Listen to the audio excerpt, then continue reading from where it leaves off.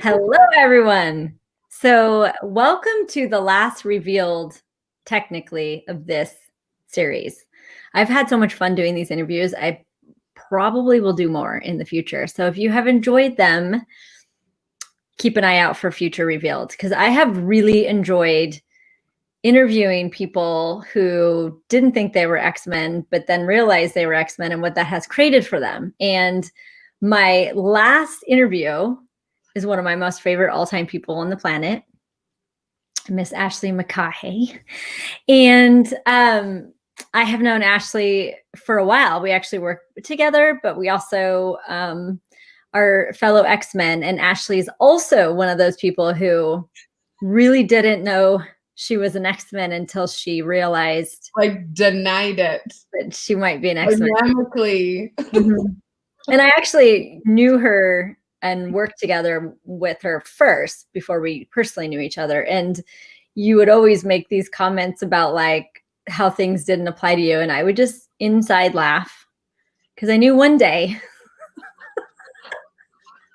you might actually realize it kind of does apply to you, but I wasn't going to tell you because, you know, we talk about an access. If you tell someone something, then they can have it for the moment. But if you allow someone to actually get it when they're ready to get it, they can have it for a lifetime. So anyway, at some point, I think that Miss Ashley got that she's possibly an X-Men. Kind of like, I'm still getting it. Like, there's places where I'm like, oh, that's an X-Men thing. Shit. Yeah. I wasn't willing to acknowledge that. All of us are on, you know, it is a exploration. It's a continuous exploration. When you realize that you may be very different from other people and you may or may not have energetic capacities that are beyond most people.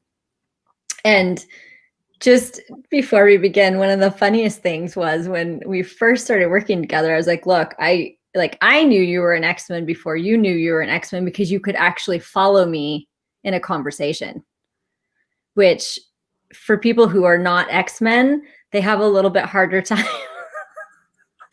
following me in a conversation. So anyway, that's how you know you have fellow X-Men around you, that you can talk in the way that you communicate and the person actually follows you. Not everybody can do that. And, you know, so many of us, how often, I'm just going to say this, how often have you been communicating with people and you can absolutely tell that they are not following you in any way? And how often have you just made yourself so wrong for that and think you're a horrible communicator and think that you aren't clear and all of these things, when in fact, it's just that you communicate differently. And for X-Men, we just kind of like throw everything at you. We are mentally, energetically, verbally communicating with you.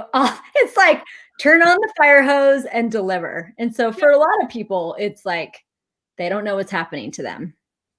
Or being around an X-Men can be intense if you're not an X-Men and you don't get it. I know. I mean, and now that I know that about myself, I have figured out ways to communicate more clearly. And, you know, that is just the way it is. You learn more about you, you know how you roll, and then you can actually work better with other people. But it's always nice when you have a fellow X-Men who can just follow what you're saying and you don't have to work so hard. Because sometimes I'm like sweating by the time I get done trying to communicate clearly. Work so hard or like filter what you're gonna say. Correct. Like, not how do you say it? Either. Yeah. Gary Douglas always says that one of the best questions X-Men can have for themselves is, what can this person hear? And when I am willing to be that question before I start a conversation, it does really work. Mm-hmm. It's just not, you know, sometimes you just kind of start in on something and then realize 30 minutes later, you've lost the whole room. Yeah. Anyway, so welcome everyone to Revealed number 7. I think this is 7. Plus we had the bonus. Like I said, this is Ashley McCaughey, and I'm going to ask her the questions that I've been asking everyone. So the first question is, when did you know you were different? Oh, I probably knew I was different when I was a teenager and not, but I didn't have any of these tools. So I just thought I was completely fucked up. Yep. And I was kind of like a chameleon. I could fit anywhere. Yeah. And no one else around me could actually like do that. Yeah. Lots of different friends, lots of different ways of being. Mm-hmm. Is that like the main way in which you noticed that about yourself? Is there anything else that you noticed, like an example of how you were different when you were? It was really different with animals. Mm-hmm. Like I remember my dad had this mare who she was a little bit spinny, and I adore my dad and he's awesome. But of course he broke horses the old cowboy way because that's how he was taught how to do it. And I remember him, giving this mare a licking, and I remember being like, stop it. She doesn't actually know what you want. Yeah. So like having an ability to communicate and to be aware of what animals are thinking beyond what anybody else can. Massive. And then there was another time where there was a cat that needed like medication. And I remember the cat didn't know me or my mom. And I remember my mom looking at me and going, "We'll just pick the cat up." And I was like, "Lady, this cat does not know us. We're going to get hurt if we do this. Like, let's do this a little bit differently." Like, so I literally like just held her down so that the cat was more comfortable. I'm like, yeah. And then what's crazy is me thinking that everybody else has that. Yes. That has like been such a cool theme through this Revealed, was that one of the reasons why so many of us, A, didn't realize we were different, or B, made ourselves wrong for it, is because we assumed everyone else could do what we were doing, or everyone else was aware of what we were aware of. And so you either think you're not different and wonder why people don't get you, or you perceive that energy and just think you're, like you said, you're fucked up. So it's a really interesting part of the journey of an Xmen. Mm-hmm. So, second question. When did you know you were Xmen different? And what are some of the things that you've realized that you are different with as, being an Xmen? I would say that, like, when did I realize I was an Xmen would be probably over the 10,000 conversations that you and I have had where like, I'm like, oh, you would say something and I'd be like, oh, and then it would sink in, like it would, come into my universe a little bit more. And then you would say something else, or you would say something, I wouldn't hear it. And 3 weeks later you would say it again. And I'd be like, oh my God. Oh my God. And I would actually say it just like that. Like, what? And I would say like the area that I like am really different is how like pragmatic I am with animals. Mm-hmm. You definitely have a different way of being with animals. You are, one of the things that's really interesting is when you say pragmatic, I also like you are able to be with animals in the way that animals are, not in the attaching all human emotion to an animal. And, I have always admired that about you. Oh, thanks, honey. There's another way though, that I also think, and it's one of the ones you and I have in common. We both have a very, it's like how you can see the way that things work and how things, like you can see all of the balls and all the dots and know how to connect and what ones. So that's one of the things that has made working with you so easy for me, because you actually also have an ability very different than mine. I mean, we don't have the same way in which we do things, but we both have an ability to take in, to be aware of a lot of information and know how it all relates to it, to each other. How it connects and how you can move this piece over here and it assists this piece over here. Yeah. Which that's a huge, like, I mean, I have become I think before knowing that was a capacity and really not even really getting what I was doing when I was doing it before, that was a lot more difficult than like actually realizing like, oh, this is actually something that I be, and it's something that's very easy for me. And it's also something like I did a lot of assuming other people saw what I saw. And it has been, yeah, it has been a very interesting experience to really acknowledge how much that's not true. They might see some areas of it, but that they like what I am able to see is far like more than the average person. So it has also helped me figure out how to communicate with people differently, because I realize I have to give them more information, or that I have to give them the whole picture. I have to give it to them in a different way. And I also benefit from that, which is, I think, another reason why you and I work so well together, because we like, both show me the whole show me it all. Like, please do that, like, because like I need all of the details. Like, I will know what applies and doesn't apply, and I won't necessarily, I don't need to be part of them all, but I gotta have all the information picture. Otherwise, it drives me crazy. So, and I remember Gary Douglas in a class, I think it's even in the kids book, which I can't remember the name of right now off the top of my head. Would you teach them to climb a tree? Yes, that one. But, you know, it's like he talks about with autistic kids, like so many people have a hard time getting them out the door in the morning. And he's like, that's because we think we need to give them like a step by step by step. And he's like, no, if you give them the whole day, you're going to have a lot more ease getting them out the door to that first step. And I cannot freaking tell you like that. And that just applies to every single thing in my life. So if you're ever someone who's working with me or me, remember that. Because if I don't have it all, I know there's a dot that is there, but I don't have that information, and it'll literally just the whole time. Yeah. So, and I don't know. Like, there might be a few of you that this is sounding real familiar. So if it is, my dad used to like load me up in the truck, and he would be like, he wouldn't tell me what the day was like. And I just remember getting more and more angry as the day would go on. And I'm like, down city, just tell me what we're doing. And then by the time 4 o'clock came and I was starving because we hadn't ate anything yet, I'm like, okay, we're going to eat. And then that's the end of the day. Yeah. And then he would take me back to the pasture because we had more fence to put in. And I'd be like, I hate you. Yeah, like we don't do well with like spring up. Oh, by the way, like it's, yeah, full pictures are such a gift. And then I wondered why I was an emotional child. When was I ever to?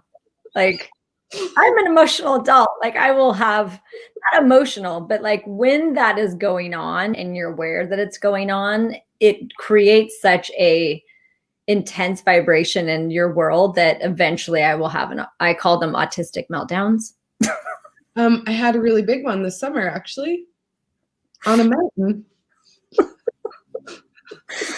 And also like, and you know, and like, you all notice that we're laughing, you know, in the moment, they're not that funny, but like how, like, one of the gifts of the Xmen body of work for me has been that there are areas where I have been so rigid and hard on myself and made myself wrong, and, you know, and like wanted to hide and all that stuff where we do that weird twisting of who we are. And like knowing the Xmen tools, understanding that some of us have talents and abilities and capacities that no one here tells you about, has allowed me to have more of a sense of humor with how I do in the world.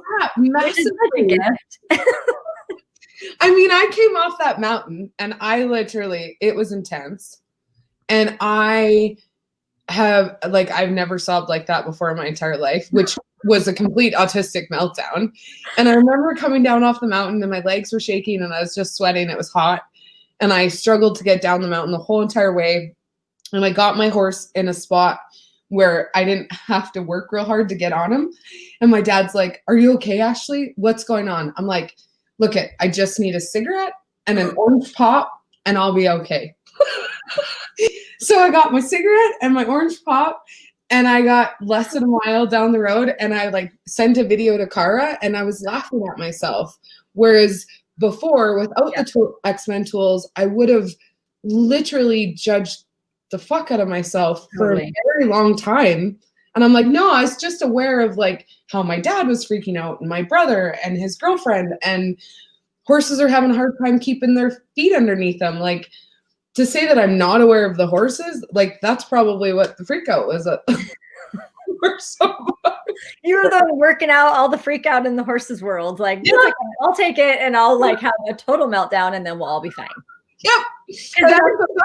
Like those, they're very constructive when you have the meltdown. It's like, I always have like this sense of peace and more space after the meltdown. Cause oftentimes it's like what you said, you're aware of everything. Like either you're aware of other things, you're aware of everything.